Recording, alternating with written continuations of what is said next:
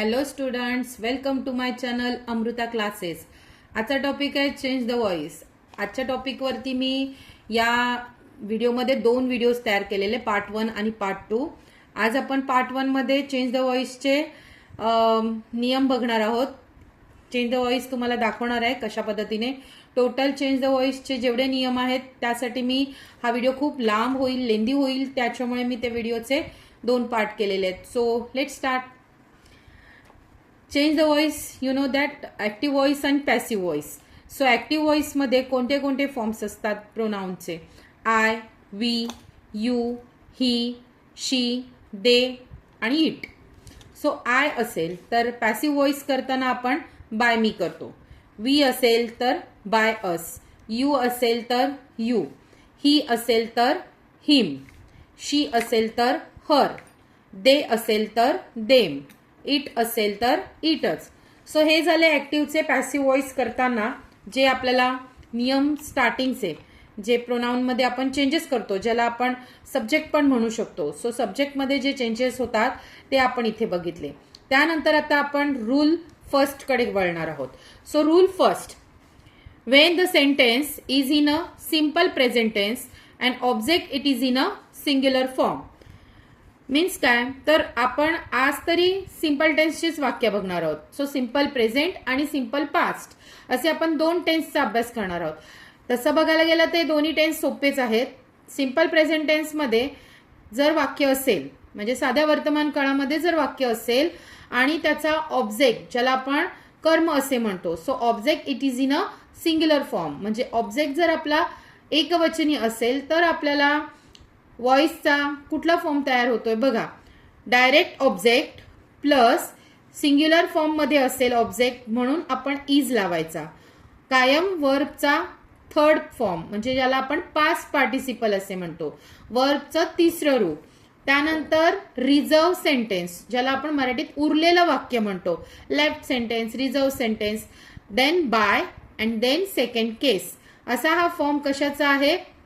व्हॉइसचा, जो पहिला नियमाचा फॉर्म आहे, ज्यामध्ये वाक्य आपल्याला प्रेझेंटमध्ये हवंय आणि ऑब्जेक्ट हा सिंग्युलर फॉर्म मध्ये हवाय. आता तुमच्या लक्षात येईल की एक मी सेंटेन्स दाखवते, त्यानुसार ऑब्जेक्ट कुठे असतो, सब्जेक्ट कुठे असतो आणि वर्ब कुठे असतो. Okay, example, Ajay take the money. परत एकदा वाचते, अजय टेक द मनी. या सेंटेन्समध्ये जेव्हा आपण सगळ्यात पहिल्यांदा व्हॉइस करायला घेतो त्यावेळेला आपण सगळ्यात आपलं पहिलं काम आहे की आपल्याला सेंटेन्स कशामध्ये दिलेलं आहे. सपोज जर आपल्याला सेंटेन्स सिंपल टेन्समध्ये दिलेला असेल तर सिंपल टेन्समध्ये ते वाक्य कोणत्या टेन्समध्ये आहे, प्रेझेंट आहे की पास्ट आहे, हे सगळ्यात पहिल्यांदा बघायचं.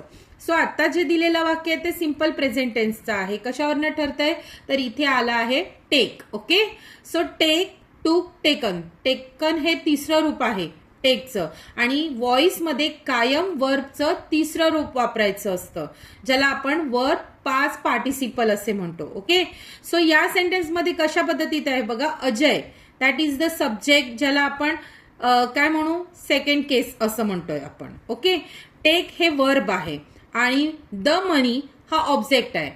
ऑब्जेक्ट हा डायरेक्ट ऑब्जेक्ट आहे. Direct object means what? Actually वर्बमध्ये डायरेक्ट ऑब्जेक्ट आणि इनडायरेक्ट ऑब्जेक्ट असे 2 ऑब्जेक्ट असतात.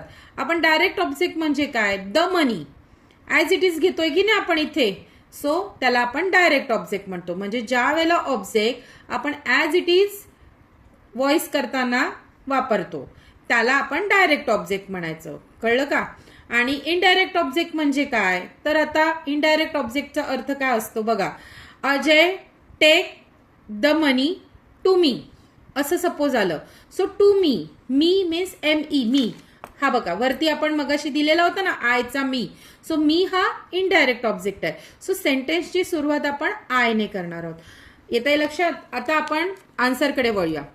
अजय टेक द मनी आपण डायरेक्ट ऑब्जेक्टने स्टार्ट करणार आहोत. त्याच्यानंतर सिंग्युलर फॉर्म मध्ये कसं ओळखणार, द मनी हा सिंगल आहे, लक्षात येत आहे, सिंग्युलर फॉर्म आहे. So the money singular form असल्यामुळे आपण तिथे इज वापरणार आहोत. समजा हा ऑब्जेक्ट कधी कधी प्लुरल फॉर्म मध्ये असतो, त्यावेळेला आपण इज वापरायचा नाही. त्याचा नियम दुसरा मी बनवलेला आहे, पण आधी आपण पहिला नियम समजावून घेऊया. Ajay take the money answer आहे the money is taken by Ajay. अगदी साधं सोपं वाक्य आहे. The money is taken by Ajay. असाच नियम दुसरा आहे. दुसऱ्या नियमामध्ये काय, वाक्य तसंच आपल्याला सिंपल प्रेझेंट टेन्सचं आहे, परंतु ऑब्जेक्ट जसा वरती सिंग्युलर फॉर्म होता तसा इथे कोणता फॉर्म आहे, प्लुरल. प्लुरल म्हणजे अनेक वचनी. जर प्लुरल फॉर्म असेल तर आपला फॉर्म आहे तोच, फक्त आपण इथे काय यूज करतोय, हेल्पिंग वर्ब आर.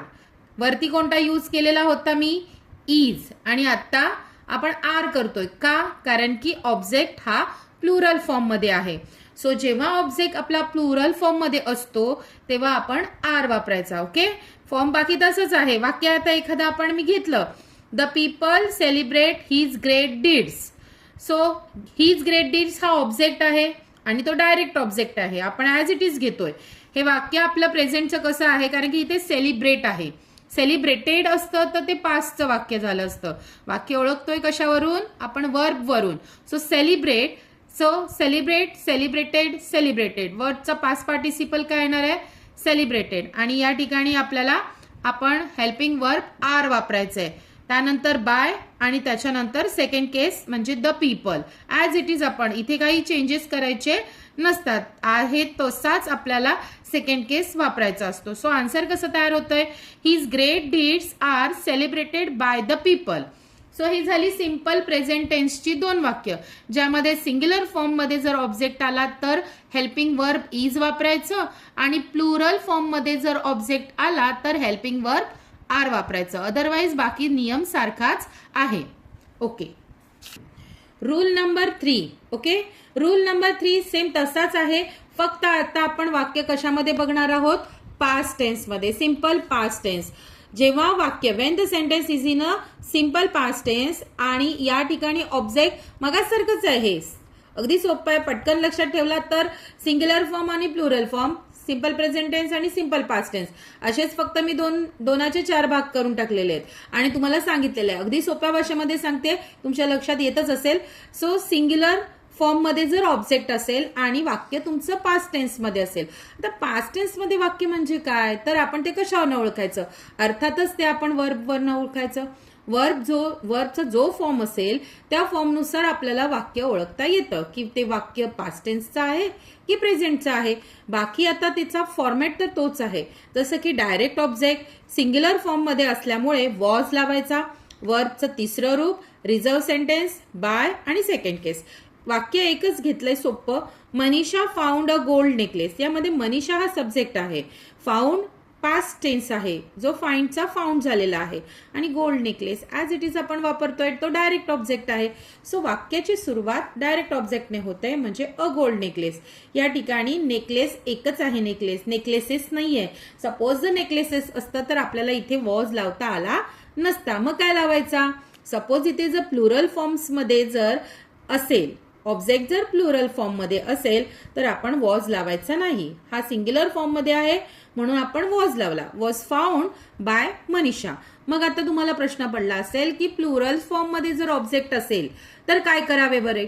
तर हे बघा, जर प्लुरल फॉर्म मध्ये असेल तर आपल्याला या ठिकाणी कुठला लावायचा हेल्पिंग वर्ब, वेअर, WERE. म्हणजे आता तुमच्या लक्षात बरोबर आलं असेल की वाक्य जर पास्ट टेन्सचं असेल तर लक्षात काय ठेवायचंय, ऑब्जेक्ट लक्षात ठेवायचंय. सिंग्युलर फॉर्म असेल तर वॉज आणि प्लुरल फॉर्म असेल तर वेअर. बाकी सगळा नियम व्हॉइसचा सारखाच असतो, व्हॉइसचा नियम बदलत नाही. फक्त काय बदलतं, हेल्पिंग वर्ब मध्ये चेंजेस होतात, अदरवाइज बाकी सगळा व्हॉइस सेम असतो. आले लक्षात. तर आता इथे वेअर कधी होणार आहे, ऑब्जेक्ट आपला प्लुरल फॉर्म मध्ये असेल त्यावेळेला. सो एक सेंटेन्स मी घेतलेला आहे, plastic chalk the drains. Okay, plastic chalk the drains. Drains हा ऑब्जेक्ट आहे आणि त्याला एस प्रत्यय लागलाय बघा, तो ऑब्जेक्ट प्लुरल फॉर्म मध्ये आहे, त्यामुळे आपल्याला या ठिकाणी वॉज लावता येणार नाही. आपण काय लावूया, वेअर लावूया. So the drains were choke by plastics. Okay, so नियम लक्षात आलेले आहेत. आज आपण सिंपल प्रेझेंट टेन्स आणि सिंपल पास्ट टेन्स ऑब्जेक्ट नुसार मी त्या रूल्सचे 2-2 भाग म्हणजे एकूण 4 रूल तयार केलेत, जेणेकरून तुमच्या ते पटकन लक्षात येतील. एकदम जर नियम सांगितले तर ते पटकन लक्षात येत नाही आणि हा व्हॉइस म्हटलं की त्याचे नियम थोडे आहेतच जास्त, त्यामुळे मी पार्ट 1 आजचा आपला हा भाग पार्ट 1चा इथेच संपवते. उद्या मी पार्ट 2 घेऊन येणार आहे. तोपर्यंत माझं चॅनल बघत राहा, सबस्क्राईब करा, लाईक करा आणि तुम्हाला काही डाऊट्स असतील तर प्लीज मला कमेंटमध्ये नक्की सांगा. Thanks for watching my channel.